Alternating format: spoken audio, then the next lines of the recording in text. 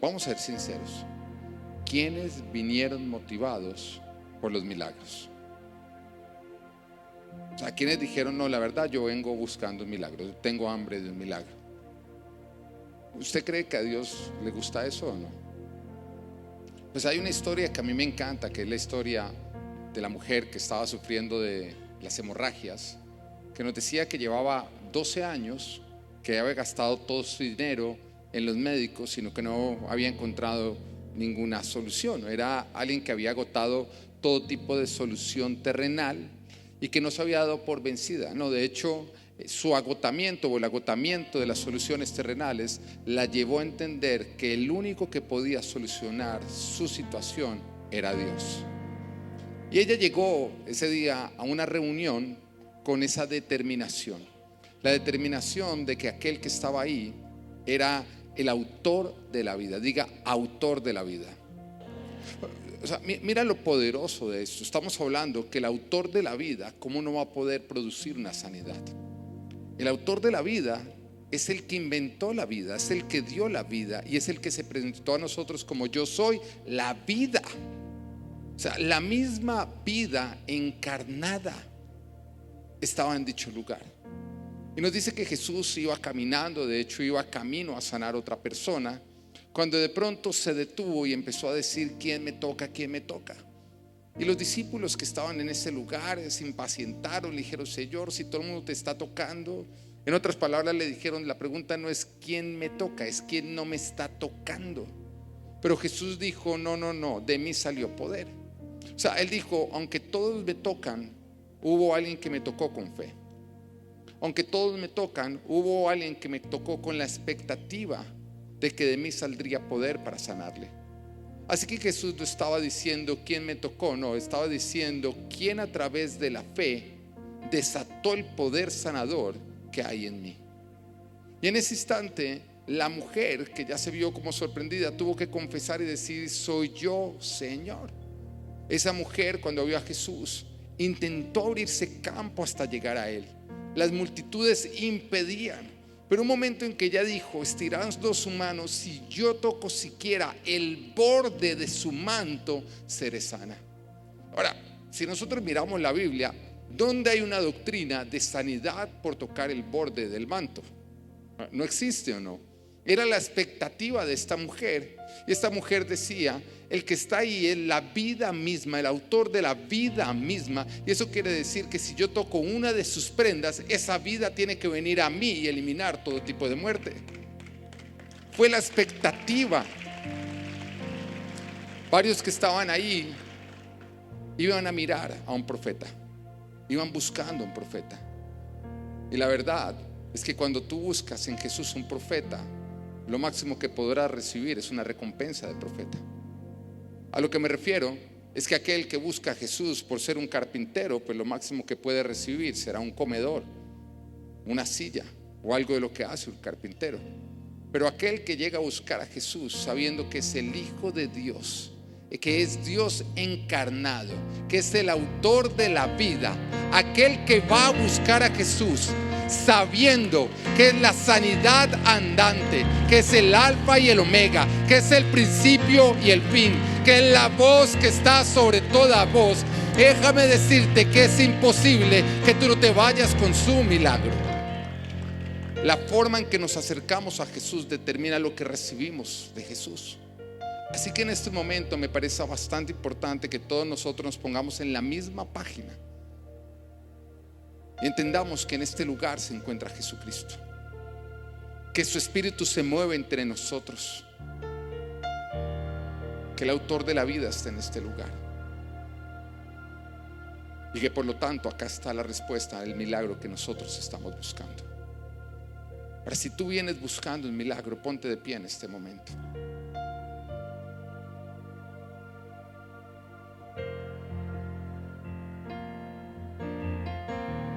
Ahora, hay algo que una vez cuando me iba a subir a predicar, el Espíritu Santo me dijo, Pedro, apenas te monte, ora, venga tu reino.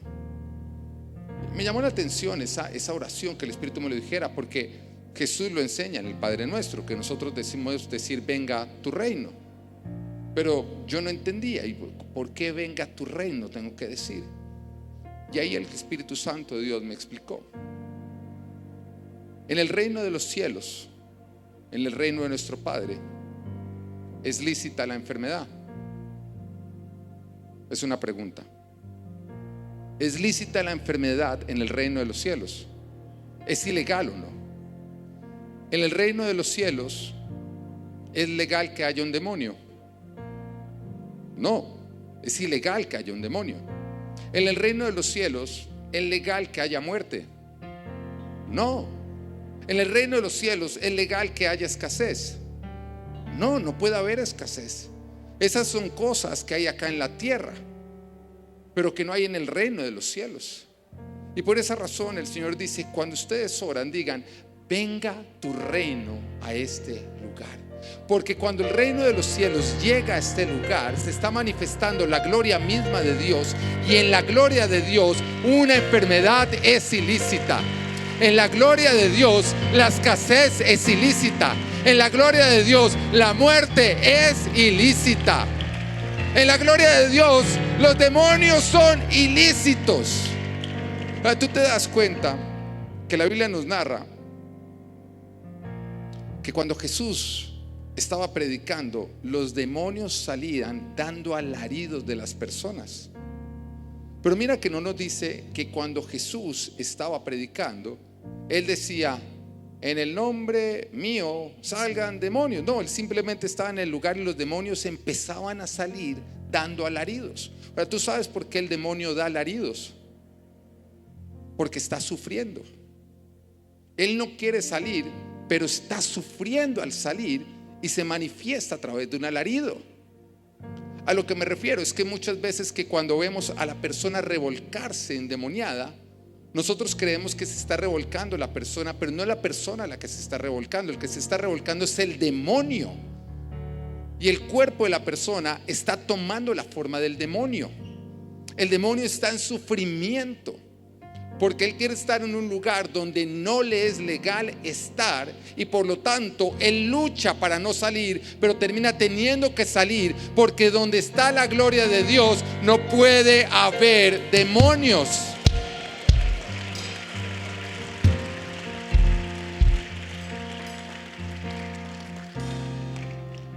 Hoy yo quiero pedirte que todos nos pongamos en la misma dirección, que nos pongamos de acuerdo y que juntos oremos para que el reino de Dios descienda en este lugar.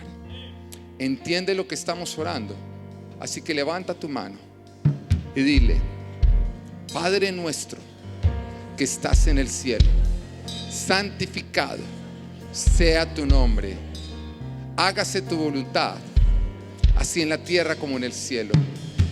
Venga tu reino. Vuelve a decir: venga tu reino. Y una vez más dile: venga tu reino.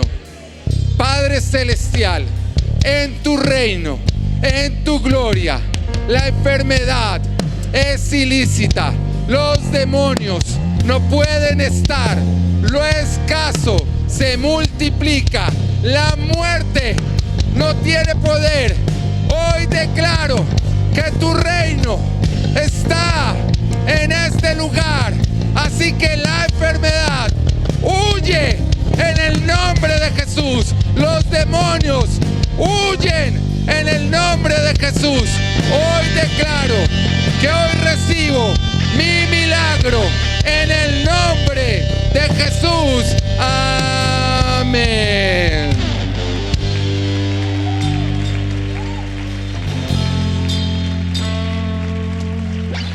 Ahora, esto se está poniendo bueno y esto va a seguir incrementando, pero es importante que incremente tu fe. Hay personas que ya están siendo sanadas, y yo te quiero animar a que a lo largo de toda la palabra, si tú sientes tu sanidad, tú muevas lo que no podías mover. Hay una persona que tenía un problema en el brazo, lo tenía paralizado, y tú ya lo vas a poder mover con toda libertad. Intenta hacer lo que no podías hacer.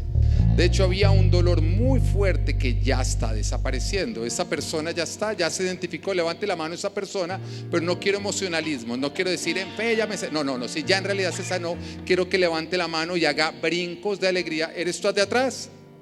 No haga así si usted no se sanó. Vamos a hacerlo todo en orden. ¿Quién es esa persona? Tú no podías mover el brazo, lo tenías paralizado, ya lo estás pudiendo mover con libertad. ¿Quién es esa persona? Necesito que haga algo esa persona para dejarnos saber que está ahí. Y lo curioso es que muchas veces se demoran en darse cuenta. Es como, oiga, ¿verdad que ya no me duele? Y se quedan ahí en ese momento. Identifica, no podías mover el brazo, vas a moverla como tú lo estabas moviendo. De hecho, el Señor está sanando ambos brazos, izquierdo y derecho, de diferentes personas. Y quiero que a medida que empiece a pasar la reunión, si tú empiezas a sentir que puedes hacer, vas a intentar hacer lo que no podías hacer, tú al final vas a dar gloria a Dios. ¿Estamos o no estamos? Bueno, en este momento te pido que te sientes. El Espíritu de Dios ya se está moviendo en este lugar. Ahora, estamos hablando acerca de orden. Diga, ¿de qué estamos hablando? Acerca de, vuélvelo a decir, acerca de. El orden permite que haya bendición. Donde no hay orden, muchas gracias a la alabanza, donde no hay orden no puede haber bendición. Nos damos cuenta en Génesis, y esto lo repito para los que no han estado, que en el principio el Señor creó los cielos y la tierra, pero nos dice que todo era un caos y entonces estaba cubierto por las tinieblas. ¿Había vida en ese momento? No, porque todo era un caos. ¿Había bendición en ese momento? No, porque era un caos. ¿Había multiplicación? No, porque era un caos. Y lo que empieza a hacer el Señor es que el Señor empieza a dar orden. El Señor dice, hágase la luz, lo de arriba arriba, lo de abajo abajo, lo seco a un lado, lo mojado a otro lado, y empieza a organizar. Y una vez que ya hay un orden, ya empieza a brotar vida y ya puede haber bendición, y ya en ese momento la multiplicación y la vida empiezan a llenar toda la tierra. Eso quiere decir que Dios, antes de bendecirte y multiplicarte, ¿qué hace? Él te ordena. El orden es importante. Sí. Bueno, vamos a entender algo. Diga, de Dios son los milagros. Piénsalo, ¿son de Dios los milagros? ¿Hay alguien acá que sepa hacer milagros? No puede. Diga, de Dios son los milagros, pero mía es la mayordomía. ¿Entiende algo? Dios hace sus milagros, pero nosotros tenemos que administrar sus milagros. Porque un milagro de Dios que tú no administras bien es un milagro de Dios que tú pierdes. Dios hace milagros, pero tú los tienes que administrar. Y si tú no los administras, pues tú los pierdes. Y hablamos de cualquier milagro. Puede ser un milagro como que tú te cases. ¿Usted cree que casarse es un milagro? Claro que sí, quien haya esposa haya el favor de el Señor. Entonces sí es un milagro. Pero ¿cuántos no pierden sus matrimonios? Muy sencillo, Dios te dio un milagro, pero como tú no lo administraste bien, lastimosamente lo perdiste. Lo mismo puede ocurrir, por ejemplo, con un trabajo. ¿Cuántos alguna vez han orado por un trabajo? Ok, ¿a cuántos Dios les ha respondido dándoles el trabajo? Ok, pero ¿cuántos han perdido el trabajo que Dios les ha dado? Ya no son muy sinceros, ¿no? Bueno, Dios te dio el milagro, pero tú no administraste el milagro, por tanto tú lo perdiste. Y eso también puede ocurrir en una sanidad física. Dios te sana y Él hace el milagro, pero si tú no administras bien tu cuerpo y tú no cuidas tu milagro, tú vuelves a caer enfermo. Y entonces hay personas que salen de la iglesia diciendo, pastor, Dios me sanó, pero después uno las ve un tiempo después diciendo, pero ¿por qué me volví a enfermar? ¿Es que acaso Dios no me sanó? Y la respuesta es, Dios sí le sanó, pero usted no administró bien su sanidad. Nuestra parte es cuidar y administrar bien todo lo que Dios a nosotros nos ha confiado. La mala mayordomía nos lleva a derrochar lo que Dios nos ha confiado, y eso provoca que nosotros terminemos perdiéndolo. Y esto es una verdad también con respecto al cuidado de nuestro cuerpo. Mira, ¿es importante cuidar nuestro cuerpo? Sí. Tú puedes tener un gran llamado, pero ese llamado se va a cumplir hasta donde tu cuerpo lo permita. Eso quiere decir que tú puedes llegar delante de Dios a decir, ay Señor, yo creí que tú tenías más cosas para mí. Y Dios te dice, sí las tenía, pero es que usted no cuidó su cuerpo. Por lo tanto, usted cumplió hasta donde su cuerpo se lo permitió. Si usted Dios le da un carro, pero usted no lo cuida y usted le da un mal uso, ese carro le va a durar menos. Bueno, igual ocurre con el cuerpo, tenemos que administrarlo. Y nos damos cuenta que en Getsemaní, cuando Jesús les dice a los apóstoles, vayan y oren para que no caigan en tentación, estos se quedaban dormidos. Y Jesús, ¿qué les dijo? El espíritu está dispuesto, pero el cuerpo, la carne, es débil. Eso quiere decir que tu espíritu puede estar dispuesto, pero va a llegar hasta donde tu cuerpo se lo permita. Si tú quieres que Dios te dice de largo, tú tienes que administrar bien tu cuerpo, tienes que cuidarlo. Hay algunos que miran el cuerpo y lo ven como si fuera algo demoníaco, ¿no? Dicen, no, es que ahí está la carne, eso es del demonio. No, el demonio no crea nada. El demonio siempre ha querido apropiarse de lo de Dios.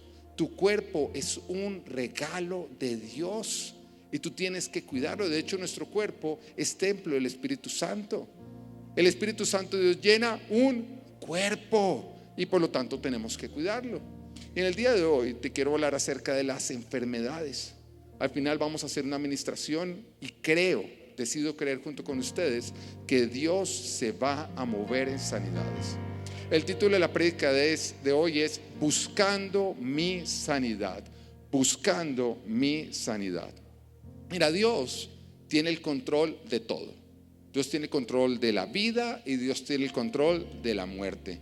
Dios tiene el control de la salud y Dios tiene el control del bienestar. Sin embargo, a nosotros nos ha delegado la mayordomía. El Señor crea todo lo que existe, pero después le dice a Adán que tiene que darle una administración a todo lo creado. Y después de que a nosotros nos da la capacidad de administrarlo todo, nos da la capacidad de elegir. ¿Elegir qué? Producir vida o producir muerte, producir bendición o producir maldición.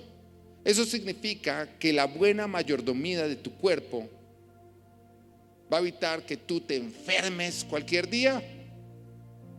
No, va a evitar que tú te enfermes resultado de una mala administración. Porque el que es mal mayordomo se va a enfermar aunque no fuera la voluntad perfecta que esa persona se enfermara.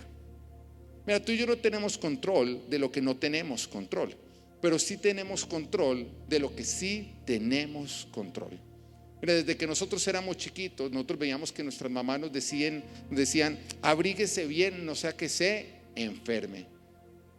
Lo que nos estaban diciendo era que si nos abrigábamos no nos íbamos a enfermar. No, nos estaban diciendo, por lo menos usted se enferma, no va a ser por su descuido. Pero si usted se descuida, usted va a tener enfermedades que son resultado de una mala administración. Esto quiere decir que no podemos controlar cuánto van a durar nuestros cuerpos, pero sí tenemos control de que duren lo que Dios quiere que duren. Una buena administración no te va a llevar a vivir más de lo que Dios quiere que tú vivas, pero sí te va a llevar a vivir lo que Dios quiere que tú vivas. ¿Nosotros podríamos acortar la vida? Claro que sí. Si tú te das una mala administración, tú vas a recortar los años de vida. Una vez escuchaba a alguien decir, mira, cuando Dios quiere que alguien viva, no hay manera de que se muera. Y cuando Dios quiere que alguien se muera, no hay manera de que esa persona viva. Y suena bonito, ¿no? Pero no es cierto. No es cierto porque con tal declaración, nosotros no somos responsables de administrar lo que Dios a nosotros nos ha dado. Y si tú no administras el dinero, se te va a acabar.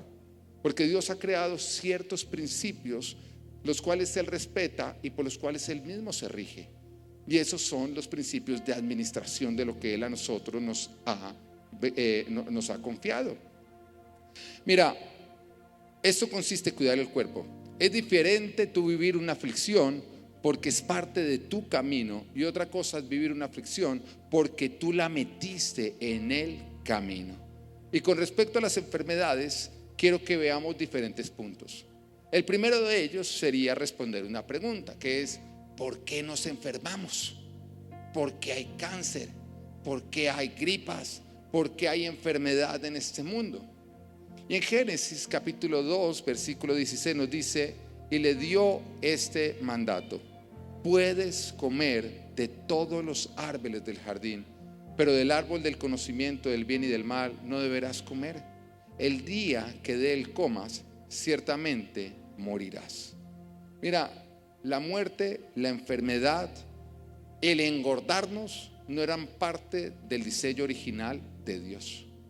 Porque algunos dicen, si Dios existe, ¿por qué hay tanta muerte? No, momentico. Dios no diseñó, o el diseño original de Dios no involucraba muerte, no involucraba pobreza, no involucraba escasez.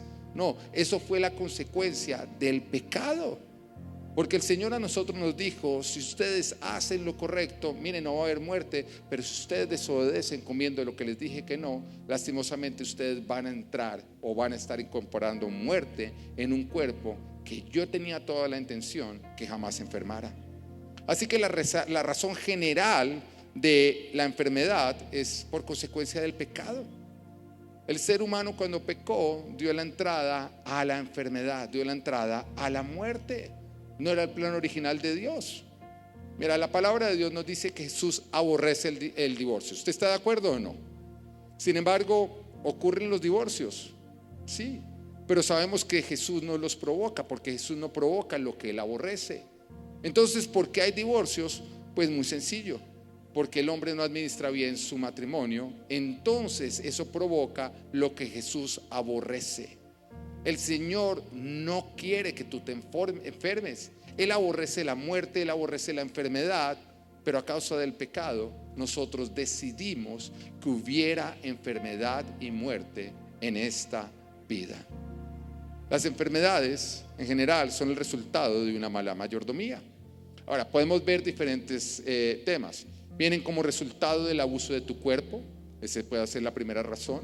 Si tú abusas de tu cuerpo va a manifestarse con enfermedad. Sí, una enfermedad puede ser el resultado de que tú no descansas.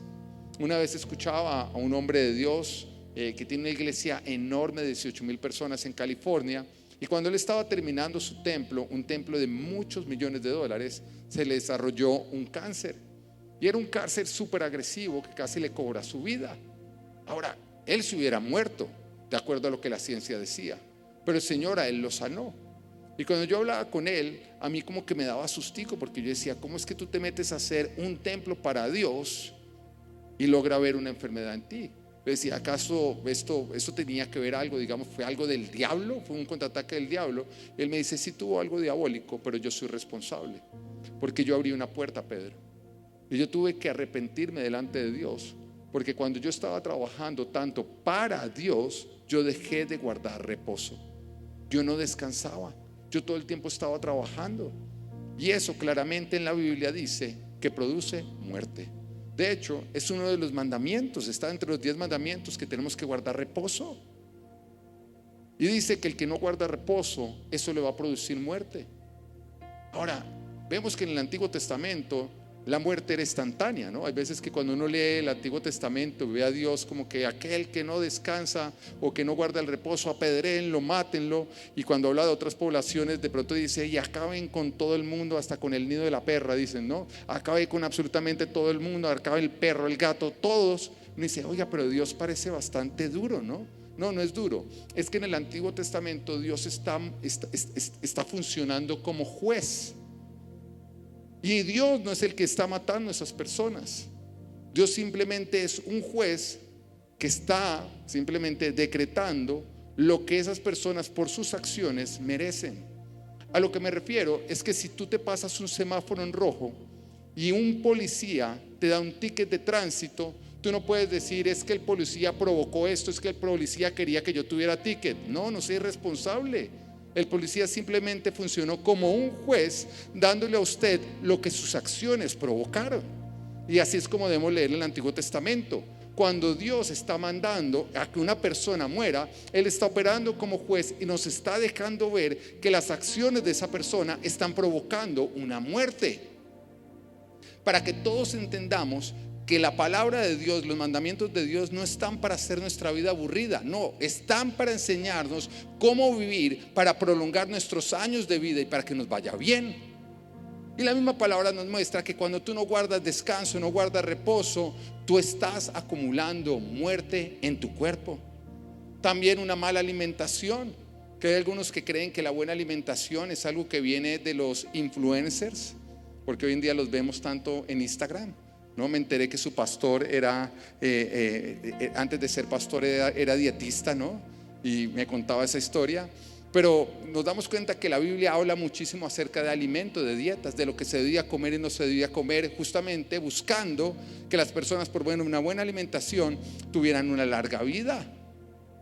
De pronto también puede ser porque no te estás ejercitando. Puede ser el resultado de tener diferentes vicios. Mira, cuando nosotros tuvimos nuestro hijo Natán, el primero de ellos, pues éramos papás primerizos. Ahora, todo el que tiene más de un hijo sabe a lo que me refiero con papá primerizo. Los papás primerizos son fácilmente identificados, porque cuando, por ejemplo, los invita a un lugar, siempre llegan tarde con la excusa que ellos creen que es supremamente válida de que el niño estaba haciendo la siesta y no lo podían despertar. Porque un papá primerizo, aunque uno se lo advierta, cree que él tiene que funcionar es alrededor de las demandas del bebé, que eso es lo que lo hace un buen papá. Ahora, los que ya tenemos 2 o los que tienen 3 o como los pastores que tienen 6, ¿no? Ya han entendido que eso no funciona así, que la disciplina consiste en que el niño se adapte a nosotros, no que nosotros nos adaptemos al niño, y que eso justamente es amor, que el amor es disciplina y la disciplina es amor. Pero en la época que nosotros éramos papá primerizos, pues lógicamente creíamos que eran buenos papás porque nuestro hijo lloraba y corríamos y funcionamos alrededor de sus demandas. Entonces nosotros nos íbamos a ir de viaje y llevábamos, mire, cargábamos ese carro con de todo: la silla para la siesta, la silla para dormir, que para la bañera, que porque a él le gusta esto, que porque a él le gusta lo otro. Entonces yo salía y era monte que monte ese carro, después desmonte que desmonte ese carro, al mismo tiempo siempre la cargadera del coche, que además escogimos el mejor para ser buenos padres, que era el más costoso y era el más pesado, ¿no? Entonces esa cargadera, adicionalmente Natán, se aprovechó harto de que éramos primerizos y era bastante demandante. O sea, cuando yo me iba a vestir, yo no podía poner a Natán en la cama y vestirme porque él empezaba a llorar. Entonces me tocaba vestirme con él cargado. Aprendí a vestirme con un solo brazo, con el bebé cargado y moviéndolo, porque era la forma en que a él le gustaba. Y cuando yo estaba en toda esta situación, empecé a desarrollar un dolor de espalda fuertísimo. Y yo me acuerdo que una vez orándole a Dios le dije: Señor, tengo un dolor de espalda, no se me quita, y yo sé que es por cargar todas estas cosas, pero la verdad es que no sé cómo solucionarlo. Oiga, y papá Dios no me juzgó en ese momento, sino dijo: este es papá primerizo, dejémoslo que aprenda, ¿no? Y fue misericordioso y lloré, y ahí mismo me sanó inmediatamente el dolor de espalda. Yo hice la oración, el mismo se me mejoró la espalda. Oiga, y empieza a pasar el tiempo y llega nuestro segundo hijo. Ya con el segundo hijo es diferente, ¿no? El primero usted le compra, le tiene ese cuarto de revista, ¿no? El segundo ahí que duerma, mejor dicho, en el cartón y que se vaya acomodando, ¿no?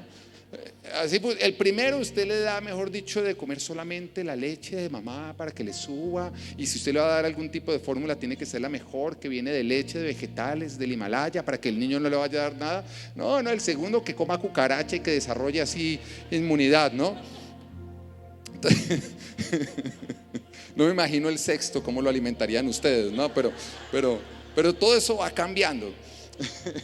Entonces me acuerdo que en esa época, cuando llega Abel, pues yo empecé a desarrollar otra vez un dolor de espalda, y yo llegué bastante efusivo otra vez a mi oración a decirle: mira, me volvió a dar el dolor de espalda, ¿será que me puedes sanar?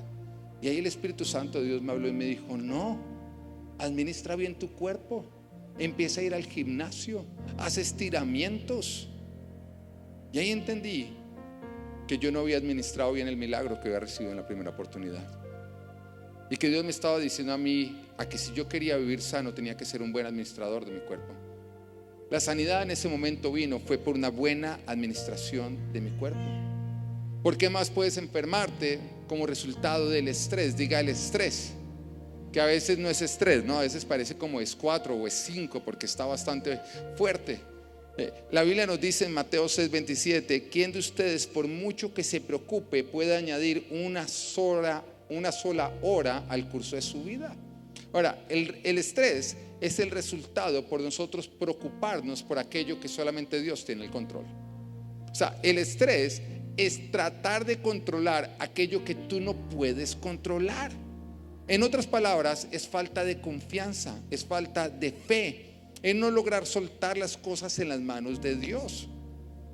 Y para serte sincero, no solamente es falta de fe, también es orgullo, porque es depender de ti, de tus propias fuerzas, y no depender de Dios.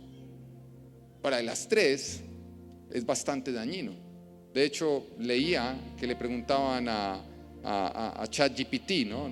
Decían, si yo quiero vivir hasta los 140 años, ¿qué tengo que hacer?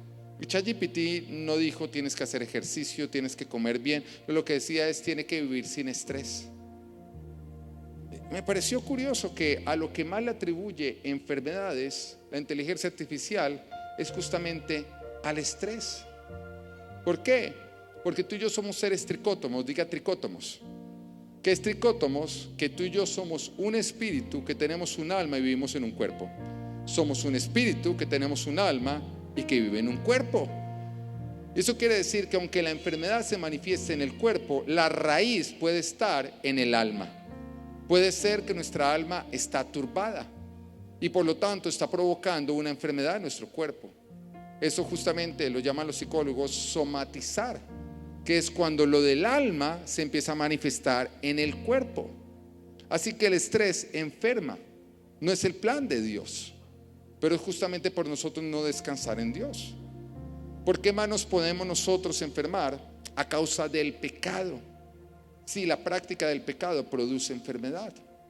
Mira que después del Señor entregar los mandamientos al pueblo de Israel, el Señor concluye diciendo en Deuteronomio 30, versículo 19: hoy pongo el cielo y a la tierra por testigos contra ti, de que te he dado a elegir, diga a elegir, entre vida y la muerte. Oiga, tremendo eso, ¿no? Entre la bendición y la maldición. Elige pues la vida para que vivan tú y tus descendientes. Eso quiere decir que cuando Dios a nosotros nos entregó los mandamientos, nos permitió elegir. Ahora tú ya sabes lo que produce vida y también ya sabes lo que produce muerte. Cuando tú pecas, tú eliges la muerte. Cuando tú eliges obedecer a Dios, tú eliges la vida.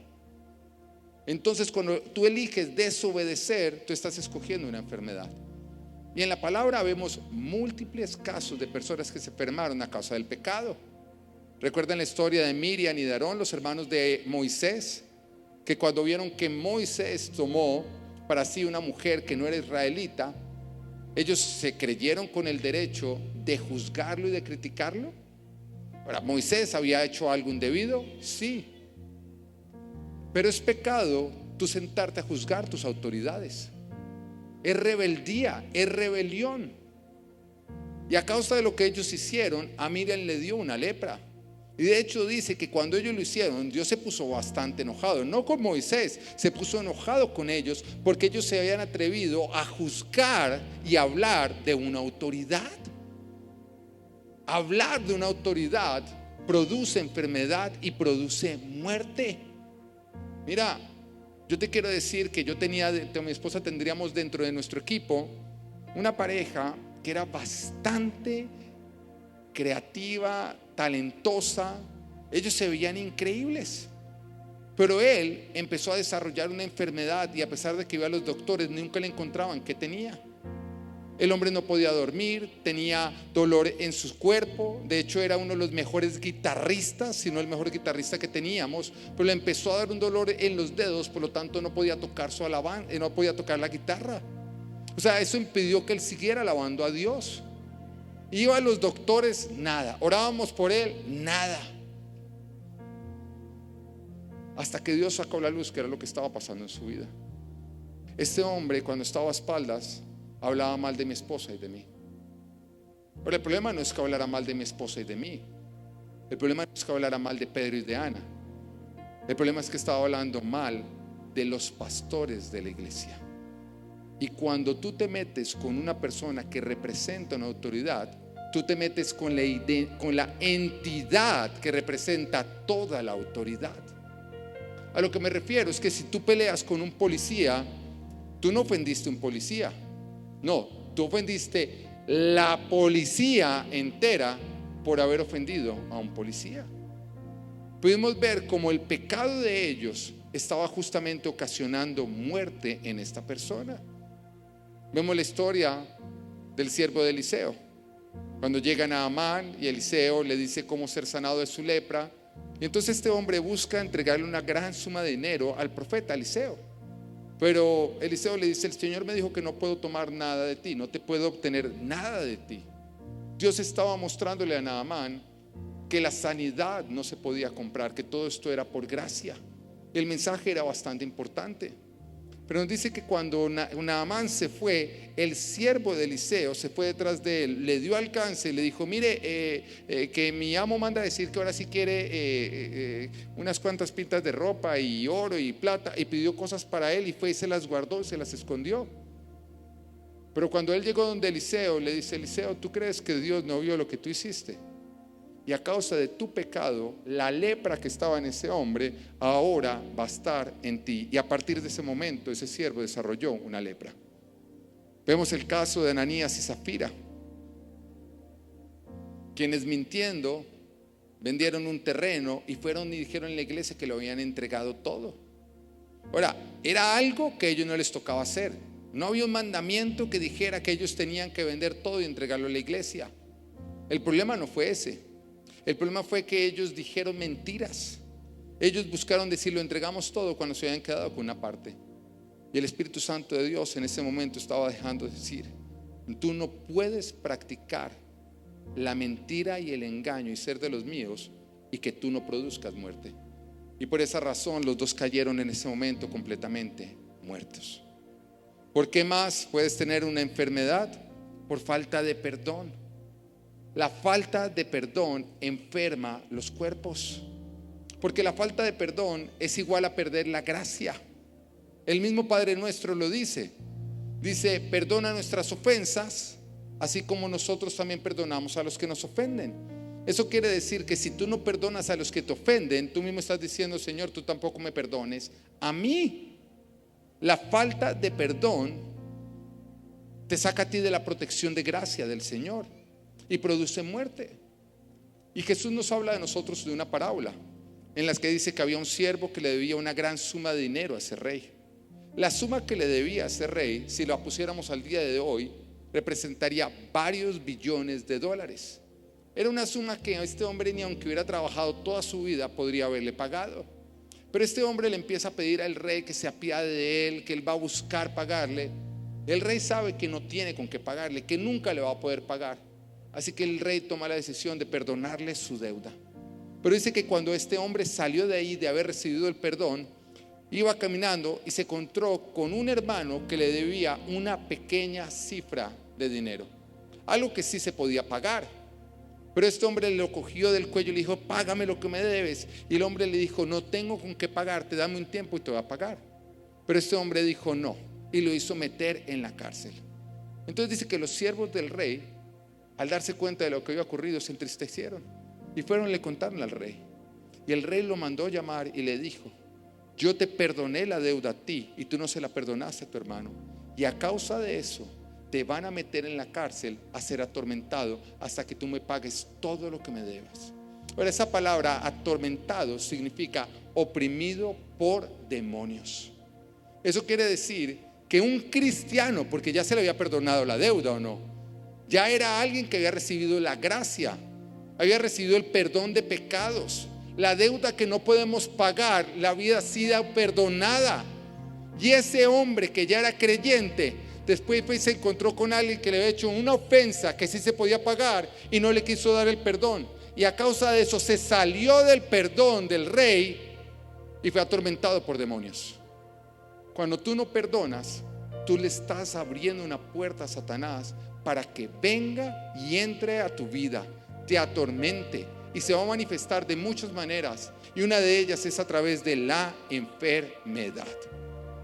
Pero viene entonces la pregunta más frecuente: ¿son todas las enfermedades un demonio? La respuesta es no, pero sí hay muchos casos en la Biblia en los que Jesús sanaba enfermedades echando afuera demonios. Eso quiere decir que sí puede ser un demonio, porque vuelvo y te recuerdo, somos seres tricótomos, somos un espíritu que tenemos un alma y que vivimos en un cuerpo. Y puede ser que que lo que se está manifestando en el cuerpo, la enfermedad que se manifiesta en el cuerpo, sea por un problema espiritual, sea un demonio que está ocasionando o que está manifestándose a través de una enfermedad en tu cuerpo. Ahora, te quiero decir,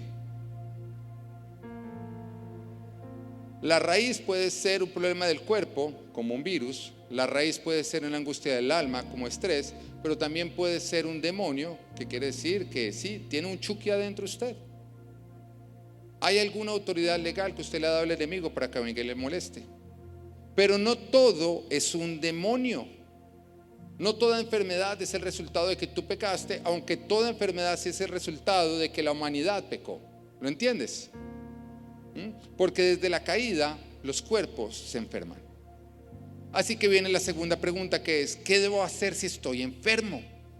¿Qué debo hacer yo si estoy enfermo? Entonces lo primero que tienes que hacer es, siempre lo primero que usted tiene que hacer es busque a Dios. Hay muchos que cuando tienen una enfermedad lo primero que hacen es buscar a Google o a ChatGPT. No, busque primero a Dios. Entre más tú dependas de Dios, pues más tú cuentas con Dios y más tú vas a ver la bendición de Dios. Pero en cuanto tú menos dependas de Dios, más dependes de ti, y eso produce maldición, porque maldito el hombre que confía en el hombre. Ahora, una vez que tú has buscado a Dios, con la ayuda del Espíritu Santo, examínate y pregúntale al Espíritu Santo: esto que yo tengo, ¿cuál es la razón? ¿Hay algo en mí que haya ocasionado esto?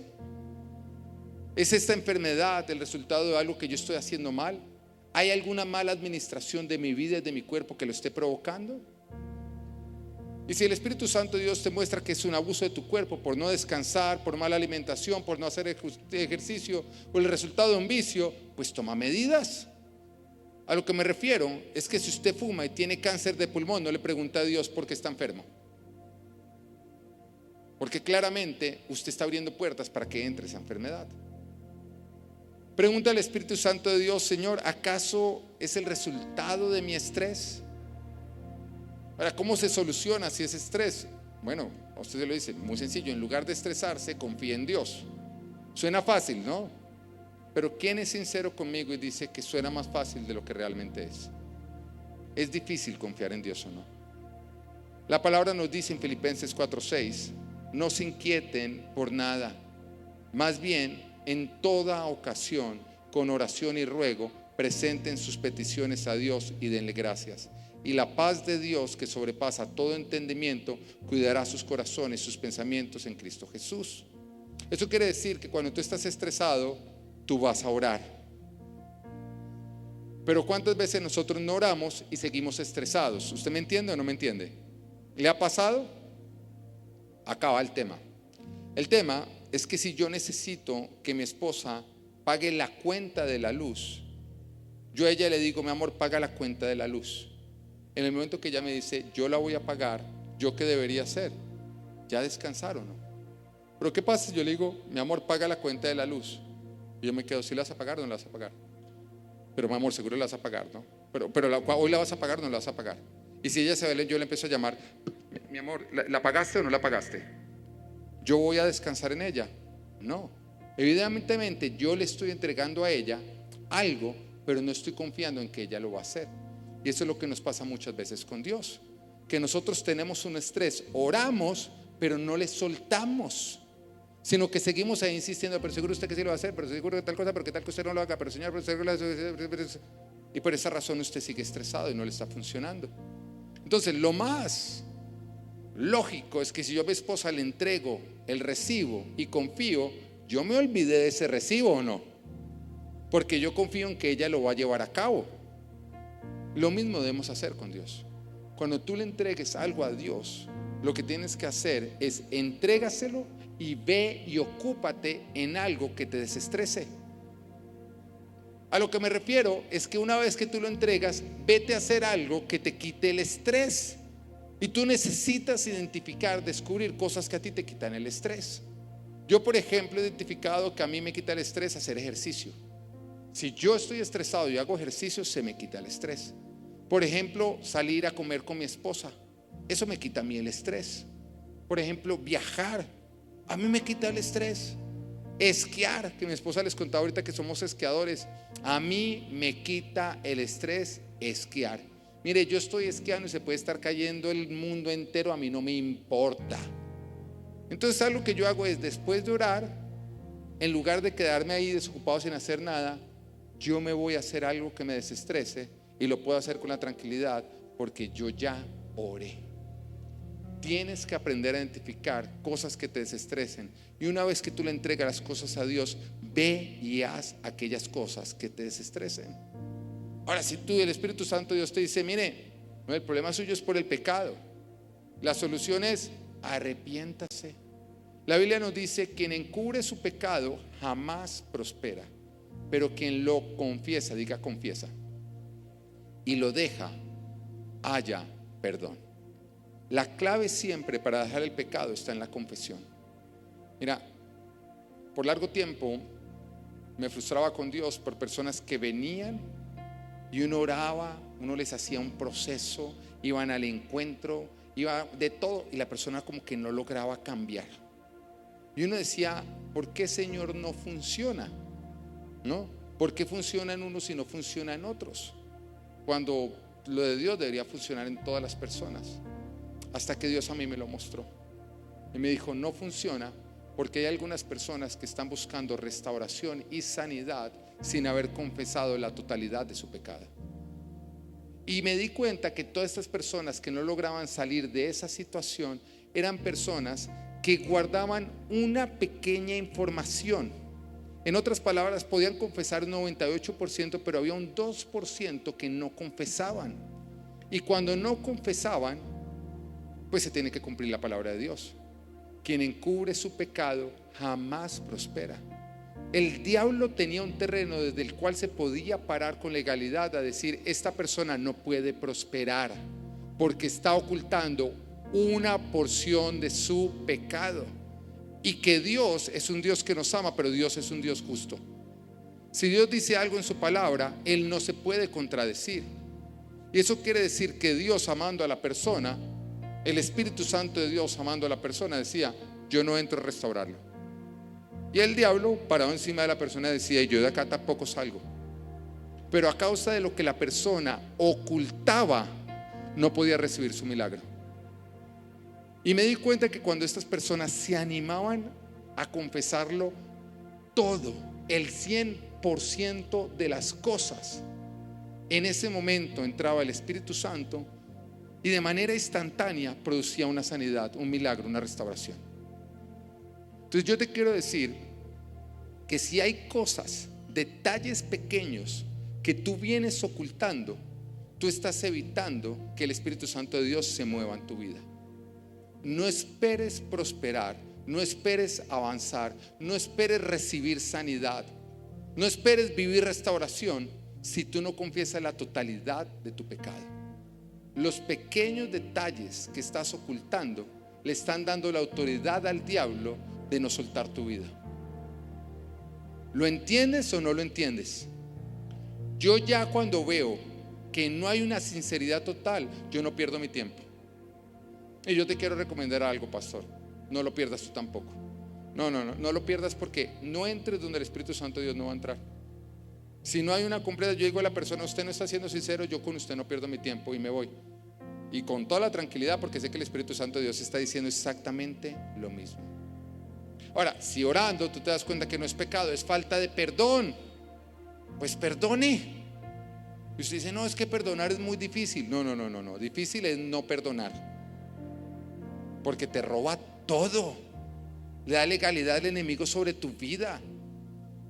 El enemigo puede estar en tu vida destruyéndola, simplemente alegando el que esta persona no ha perdonado, por lo tanto se salió del perdón de Dios. Y eso me da legalidad a mí a atormentarlo. Te puede atormentar por no haber perdonado.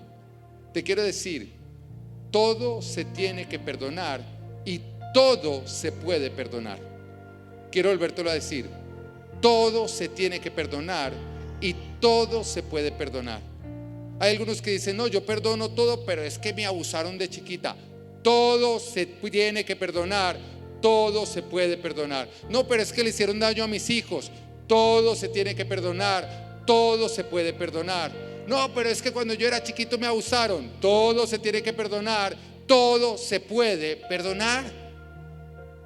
Todo se tiene que perdonar. De la misma manera como la gracia de Dios no hay un pecado que no perdone, de esa misma manera en ti no puede haber una ofensa que tú no perdones. La falta de perdón enferma tu cuerpo. Ahora, si el Espíritu Santo de Dios te dice, no, mire, lo que le está ocasionando a usted esto es un demonio, bueno, hoy te quiero decir que la autoridad no viene del nombre que tú mencionas, sino del Señor a quien tú sirves. Quiero volverlo a decir. La autoridad no viene del nombre que tú mencionas, sino del Señor a quien tú sirves. Hay muchos que dicen en el nombre de Jesús fuera y no tienen autoridad. Tú dices, no, pero eso va contra la palabra de Dios, lo que usted está diciendo. El nombre de Jesús echa fuera todo demonio. Bueno, Hechos 19:13 dice: algunos judíos que andaban expulsando espíritus malignos intentaron invocar sobre los endemoniados el nombre del Señor Jesús. Decían, en el nombre de Jesús, a quien Pablo predica, les ordeno que salgan. Esto lo hacían 7 hijos de un tal Esceva, que era uno de los jefes de los sacerdotes judíos. Un día el espíritu maligno les replicó: conozco a Jesús y sé quién es Pablo, pero ustedes ¿quiénes son? Y abalanzándose sobre ellos, el hombre que tenía el espíritu maligno los dominó a todos. Los maltrató con tanta violencia que huyeron de la casa desnudos y heridos. Así que vuelvo a repetírtelo: la autoridad no está en el nombre que tú dices, sino en el Señor a quien tú sirves. Hay muchos que no tienen autoridad porque realmente no obedecen a Jesús. Hay muchos que vienen a la iglesia y no tienen nada de autoridad porque son igual que un demonio. Saben quién es Jesús, pero no lo obedecen. ¿En qué te diferencia un demonio? La Biblia no dice que los demonios saben quién es Jesús y tiemblan. Pues claro, pero hay mucho cristiano que sabe quién es Jesús y ni siquiera tiembla. No lo obedece. Es peor que un demonio. ¿Cómo crees que un demonio va a salir cuando tú no te sujetas a Dios? Y sujetarse a Dios no es ir a la iglesia. Sujetarse a Dios es vivir aplicando y obedeciendo todas las enseñanzas de Jesús. Y eso es lo que da autoridad a tu vida.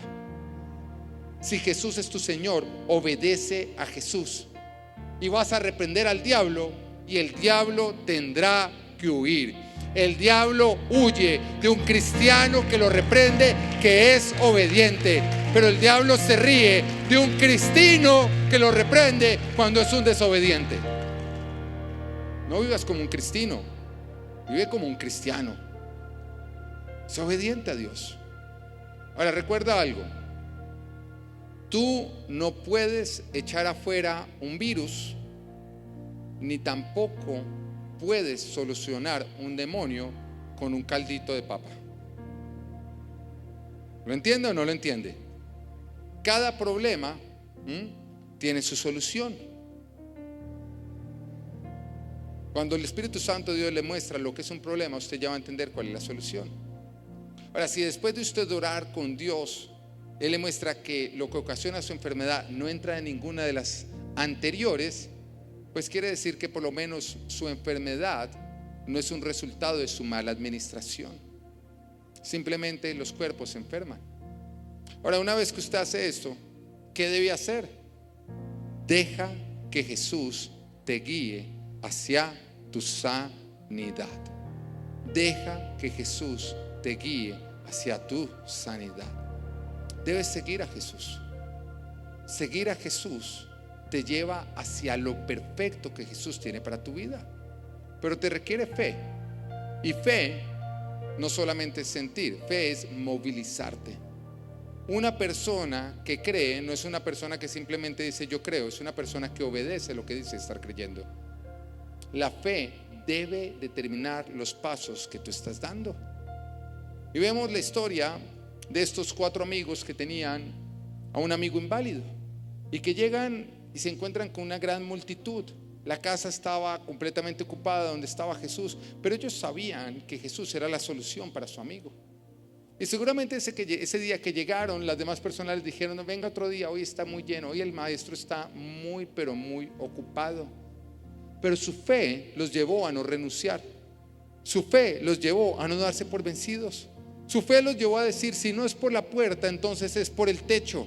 Pero hoy nosotros estamos determinados a que nuestro amigo quede sano. Hoy yo vine por mi milagro, hoy yo me voy con mi milagro. Mira, hay algo que a Dios lo mueve. Hay algo que a Él le cala hasta los huesos. Hay algo que nosotros hacemos y Él no se puede resistir. ¿Sabes qué es? La fe. Cuando Él ve la fe, eso a Él lo mueve. Recuerda la historia del primer milagro. Estaba Jesús con sus discípulos en una boda, en una celebración. ¿Recuerdan? Convertir el agua en vino. ¿Quién está de acuerdo que ese es el milagro menos espiritual de toda la Biblia? ¿Solamente yo? O sea, muchos cristianos hoy en día criticarían ese milagro. O sea, si el pastor Iván va a un matrimonio y le dice: mire, se acabó el tequila, y él dice: tráiganme agua, y lo convierte en tequila, al otro día todo el mundo lo deja por hereje. Y era el primer milagro, el menos espiritual de todos. Y entonces nos dice que cuando se acaba el vino, María va donde Jesús y le dice: Jesús, se acabó el vino. Y en ese momento Jesús le dice: ¿y eso qué tiene que ver, mujer, conmigo? ¿Qué tienes tú que ver conmigo? Todavía no es mi tiempo. O sea, Jesús le estaba diciendo a María: María, yo a ti no te obedezco. O sea, yo ya soy mayor de edad. Y también le estaba diciendo: no ha llegado mi tiempo de hacer público mi ministerio. No ha llegado mi tiempo de empezar a hacer milagros. En otras palabras, está diciendo: no está dentro de la agenda del cielo que hoy ocurra un milagro. Eso es lo que le estaba diciendo Jesús. Pero María en este momento no le responde a él, sino que mira a los siervos y le dice: hagan todo lo que él les diga. Mira, la fe es una determinación terca de querer ver a Dios moverse. Vuelvo a decírtelo, la fe es una determinación terca de querer ver a Dios moverse. Y la fe le llega hasta lo más profundo del corazón al Señor. Y dice que cuando los siervos empezaron a obedecer a Jesús, y Jesús les dijo: llenen esas tinajas de agua, y estos siervos empezaron a llenar las tinajas de agua. Ahora nos dicen que eran tinajas grandotas. Eso significaba que estos siervos tenían que ir a sacar agua del pozo, venir nuevamente, echar agua, volver a ir. Fue un gran esfuerzo. Pero dice que las llenaron hasta el borde, o sea, una obediencia completa. En ese instante Jesús miró al Padre y le dijo: Señor, acá hay fe. Adelanta la agenda del cielo. Hoy nos hacemos públicos. Hoy empezamos a hacer milagros, porque he visto fe y la fe me mueve. La fe mueve a Dios. Cuando tú busques a Dios, búscalo con esa determinación terca de decirle: Señor, yo vine por mi sanidad y yo hoy me voy con mi sanidad. Deja que Dios te guíe en todo proceso. No lo cuestiones. Hay algunos a quien Dios los va a guiar a través de usar medicamentos. Porque hay algunos que dicen: oiga, pero Dios sí usa la ciencia. Claro, Dios usa la ciencia, pero la ciencia no es Dios. Vuelvo a decírtelo: Dios usa la ciencia, pero la ciencia no es Dios. ¿Sabes qué significa la palabra ciencia? Significa conocimiento. La ciencia lo que hace es tener un conocimiento de cómo funciona lo que Dios ha creado. La ciencia no puede crear nada. La ciencia simplemente reconoce y conoce lo que Dios ha creado para darle el uso que Dios le ha diseñado. Y Dios nos dio soluciones naturales a problemas que tenemos. La ciencia simplemente conoce lo creado, identifica: esta es la solución para esta situación. Eso hace la ciencia. Ahora, no satanices la ciencia, pero tampoco la idolatres. No satanices la ciencia, pero tampoco la idolatres. Eso quiere decir que no le digas, no, es que la ciencia es del diablo. ¿Cómo va a ser del diablo? ¿Usted cuándo ha visto que el diablo crea algo? El diablo lo único que hace es robar lo creado. Él no crea nada. ¿Qué le pertenece al diablo? Al diablo no le pertenece nada, porque de Dios es todo lo creado. Es más, el diablo no le pertenece ni a él mismo. Él es creación de Dios, le pertenece a Dios. Es un rebelde, pero nada le pertenece al diablo. El diablo lo que busca es robarlo de Dios para darle malos usos. Y la Biblia nos dice en Proverbios 2:6, porque el Señor da la sabiduría, conocimiento y ciencia brotan de sus labios. La ciencia no brota de los labios del diablo, brota de los labios de Dios. Ahora sí tienes que tener muy en cuenta, nunca use los medios del diablo para solucionar una enfermedad. Usted no vaya donde el brujo, usted no vaya donde el indio amazónico, usted no vaya a hacerse el baño de luna, usted no vaya a hacer nada distinto a lo que Jesús dice. Tenga muchísimo cuidado de no entrar en prácticas espirituales no cristianas. Y pase lo que pasa, usted no se rinda. Usted siga creyendo que el Señor sana. La Biblia está llena de historias donde Jesús sana. Y te tengo una buena noticia. Jesús es el mismo ayer, hoy y siempre. Jesús sigue sanando.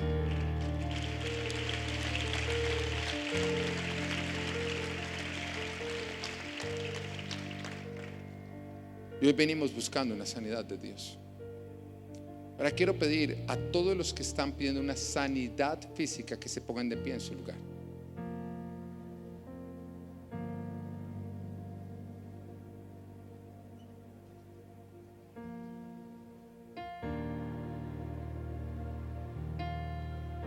Oh Gashanta Ramana Maranda Gashanta Nimini Miranda Sata.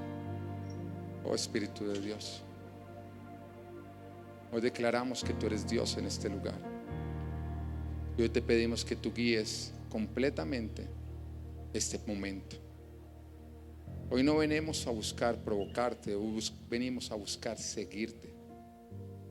Y sé que tú tienes compasión a cada una de las personas que se encuentran en este lugar.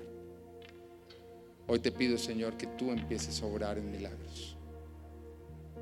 Ahora quiero que en este momento permitas que el Espíritu Santo de Dios te guíe para encontrar.